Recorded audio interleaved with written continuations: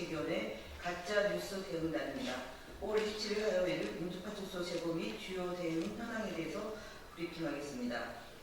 9시 기준으로 2,531명이 방문하였고 1,622건의 제보가 있었습니다.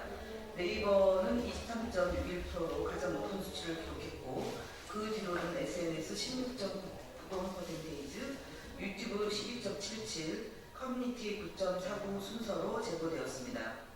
주요 제보 내용을 말씀드리겠습니다. 이재명 후보에 대한 신변 위협 글이 계속해서 유포되고 있습니다.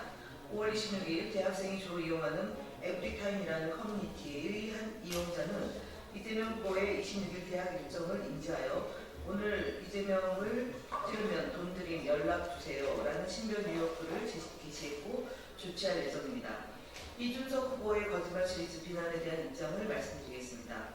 이준석 대통령 후보는 대통령 과학 장학금 수요 행사에 참석한 국비 장학생 전체에 대한 노무현 대통령의 각담을 특별히 이준석 후보 본인에게만 한 발언인 것처럼 보이게 한 것은 거짓말이라는 가짜뉴스 대응단에 5월 26일자 웹자보에 대해서 내구조가 이해가 안 간다라고 주장했습니다.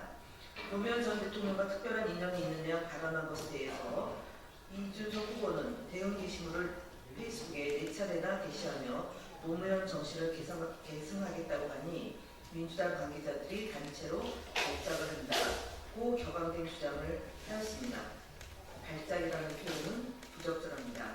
이준석 후보는 이준석 후보 본인에게만 발언한 것처럼 표현한 것은 거짓말이라는 우리의 입장에 대해서 직접 장학 증서를 줬는데 가짜뉴스를 퍼뜨린다며 동문서답과 상대방에 대한 모욕으로 일관하는 논지를 피해갔습니다. 2020년 7월 TV조선에서 예전에 일베의 노무현 대통령 합성 사진이 올라오고 이러면 그거는 왜 그렇게 대서특별하면서 그게 뭐 고인에 대한 모독이니 이렇게 나타나는지 전 잘 모르겠다. 누가 지령을 내는 것도 아니고 커뮤니티 사이트에서 일부 이용자들이 즐기고 노는 컨텐츠였는데 노무현 대통령 모욕 컨텐츠를 소비하는 일베를 옹호한 적이 있습니다. 이렇듯 이준석 후보는 상황에 따라서 노무현 전 대통령을 부정하다 활용하는 행태를 보이고 있는 것입니다. 노무현 대통령뿐만 아닙니다. 윤석열 전 총장이 당선되면 지구를 떠나겠다라고 주장하더니 지구를 떠나기는커녕 윤석열 당시 대통령 후보의 당선을 열렬히 도와서 1등 공식입니다. 상식인은 생각할 수 없는 뇌구조를 지녔습니다. 이런 이준석 후보가 노무현 대통령을 계승하겠다니 황당할 지경입니다. 이준석 후보는 장애인, 여성 등 약자에 대한 혐오, 갈라치기를 자주 해왔습니다. 평생을 지역주의 타파와 지역혁신, 국민통합을 위해 살아온 노무현 정신을 입에 담으려면 제대로 하십시오. 시흥시 웨이브파크 위치 관련한 왜곡 보도에 대한 강력 대응입니다. 이재명 후보의 시흥시 웨이브파크 위치 발언과 관련하여 사실관계를 왜곡한 일방적 보도가 계속 이어지고 있습니다. 일부 언론은 웨이브파크가 유치한 거북섬의 운영상 문제와 사업 전반의 실패를 마치 이재명 후보의 책임인 양 연결지어 보도하고 있습니다. 그러나 후보의 발언은 기업 유치의 성과를 강조한 것으로 이것을 전체 사업 잘못으로 호도한 것은 명백한 왜곡입니다. 왜곡 보도한 언론사에 대한 사실관계의 정정을 요청해도 반론을 일부 실어주는 데 그칠 뿐 책임있는 정정 보도나 후속 조치가 이루어지지 않고 있습니다. 따라서 더불어민주당 가짜뉴스 대응단은 인터넷 선거보도심의위원회 신고에 그치지 않고 국민을 오도하는 악의적 보도에 대해 경찰 고발 등 추가 조치를 대응하겠다는 말씀드리겠습니다. 유대일 여론조사 등 여론조사 활용 왜곡 시도에 대해 경고합니다. 여전히 일부 여론조사를 통한 여론 왜곡 시도가 기승을 거두고 있습니다.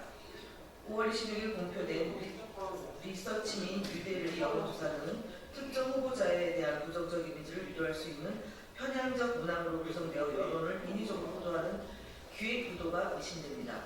우선 해당 조사는 공식적으로 검토된 바 없음에도 불구하고 차기 이재명 정부의 초대 법무부 장관으로 특정 의원의 적합도를 묻는 문항을 포함하였습니다. 이는 선거 여론조사 기준 제6조 제1항에 기재하고 있는 특정 정당 또는 후보자에 대한 비방 및 허위사실 유포에 해당할 소지가 매우 큽니다. 더 심각한 것은 이 문항이 뉴델리 기사로 별도 보도되면서 선거에 영향을 미치려는 의도를 노골적으로 나타냈다는 점입니다. 뿐만 아니라 이재명 후보의 당선 이후를 전제로 사법 리스크를 거론하거나 특정 정치 진영에서 이재명 후보를 공격하는 데 사용하는 개념들을 여론조사 문항으로 넣음으로써 유권자에게 부정적 인식을 심어주려는 명백한 편향을 드러냈습니다. 이와 같은 행위는 공직선거법 제108조 제5항 및 여론조사 기준 제6조 1항에 위배될 소지가 매우 큽니다. 더불어민주당은 공정성과 객관성을 지켜야 할 선거 여론조사를 여론 공작의 도구로 활용하는 행태에 깊은 유감을 표합니다. 이에 더불어민주당은 해당 여론조사를 중앙선거 여론조사 심의위원회에 심의 신청하고 허위 문항을 기반으로 작성된 뉴델리의 기사를 인터넷 선거 보도심의위원회에 이 신청을 제기할 것임을 밝힙니다.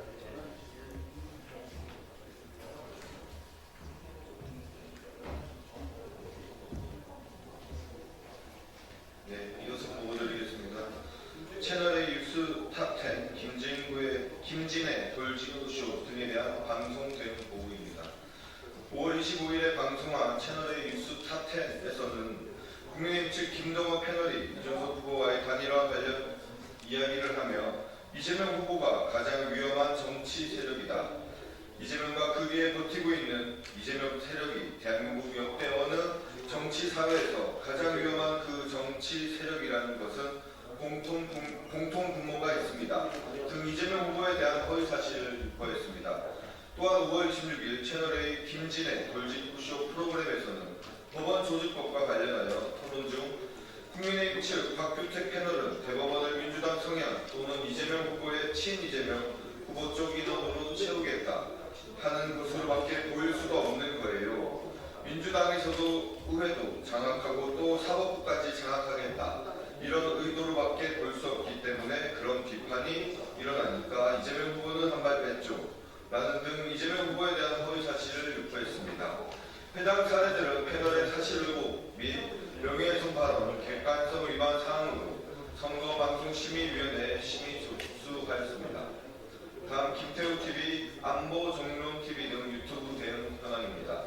김태우TV의 김태우 전 강서구청장은 김문수 후보 유세 영상에서 상대 후보가 형제를 정신병원에 강제 입원시키려 했다는 허위 사실을 유포하였으며 75세 이상 노인 투표권 박탈이라는 영상에서는 선동적인 제목을 사용해 더불어민주당 전체를 반민족 세력으로 매도하는 등의 악의적인 비방을 하였습니다. 또한 안보정론TV의 전옥현 씨는 대법관 증언 파문급 확산, 이재명 개망신 사태 일파만파, 변협 이재명 맹공 성명 쿠킹 이재명 전격 고발, 박범계 이준석 충격 발언이라는 자극적인 제목의 영상에서 이재명은 입만 열면 거짓이라는 명예훼손성 발언을 담아 조회수를 끌어올린 뒤 영상을 즉시 삭제하는 이른바 치고 빠지기 수법으로 허위 조작 정보를 반복 유포하고 있습니다. 이에 해당 영상들은 유튜브 커뮤니티 가이드라인 위반으로 구글에 신고 조치를 하였으며 선관위에서도 공직선거법 위반으로 신고 조치하였습니다. 다음 선관위의 공직선거법 위반 현수막에 대해 적극적인 대응을 요청합니다. 지난 5월 25일부터 커피 원가 120원, 분노하면 투표장으로 호텔 경제학 등의 문구가 적힌 현수막이 전국 각지에 개척되고 있습니다. 해당 문구는 명백히 이재명 후보를 겨냥하여 선거에 영향을 미치려는 의도를 지니고 있습니다. 이는 후보자의 성명을 유추할 수 있는 내용으로 선거에 영향을 미치는 행위를 할 수 없다는 공직선거법 제90조 제1항 내용을 위반한 것입니다. 또한 분노하면 투표장으로 라는 문구는 단순히 투표 참여 동료를 넘어 특정 사안에 대해 분노를 조장하고 이를 투표로 연결시키려는 정치적 목적이 담겨있어 공직선거법 제58조의 제4호에 따른 정당한 투표 참여 권유가 전혀 아닙니다.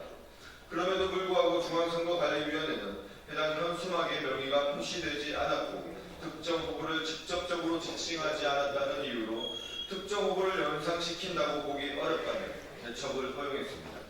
이러한 조치는 선관위의 공정성과 중립성에 대한 의구심을 불러일으킬 수밖에 없습니다. 선관위는 특정 후보에 대한 공격이 암묵적으로 허용되는 것을 방치하지 말고 모든 유권자가 신뢰할 수 있는 공정하고 중립적인 선거관리에 최선을 다해주실 것을 촉구합니다. 해당 현수막들에 대한 판단을 즉각 재검토해 주시기를 바랍니다. 다음 국민의힘 거짓말 시리즈 114번째입니다. 김문수 후보는 지난 토론회에서 이재명 후보가 목에 심각한 부상을 입고 응급 헬기를 탄 것을 마치 특권을 이용한 것처럼 비판하였습니다. 그런데 김문수 후보는 지난 경기도지사 시절 162차례 소방 헬기를 사용하였던 것이 확인되었습니다. 이에 대해서 국민의힘은 5월 25일 김혜지 부대변인의 논평을 통해 경기도가 보유한 세대의 헬기는 긴급한 도정 업무 수행이나 행정 지원일 경우 경기지사의 헬기 이용을 공식적으로 허용하고 있다고 주장하며 김문수 후보의 과거 경기도지사 시절 소방헬기 특권 사용에 대해 옹호하고 나섰습니다. 그러나 구체적인 사용 내역을 보면 요트 대회 개막 시 외신 기자 초청 간담회, 세계 유기농 대회 영상 미디어 센터 개소식, 상공회에서 신년 이사회 등이 포함되어 있습니다. 이러한 내용의 긴급한이라는 수식어를 사용하기에는 다소 무리가 있습니다. 특히 유정복 국회의원 출판 기념회 참석은 도정 업무와는 무슨 상관인지 되묻고 싶습니다.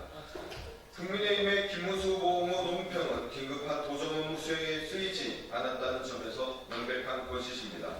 김문수 후보는 또 2009년 5월 경기도에 산불이 발생한 날에도 본인의 개인적 이동을 위해 소방 헬기를 사용했고 2008년 6월에는 김문수 후보 일정에 헬기가 동원되어 인명 구조가 늦어지기도 했다는 보도가 있습니다. 도정 업무가 산불 진화보다 인명 구조보다 중요할 수는 없습니다. 다음 국민의힘 대선 후보 김문수 거짓말 시리즈 19번째입니다.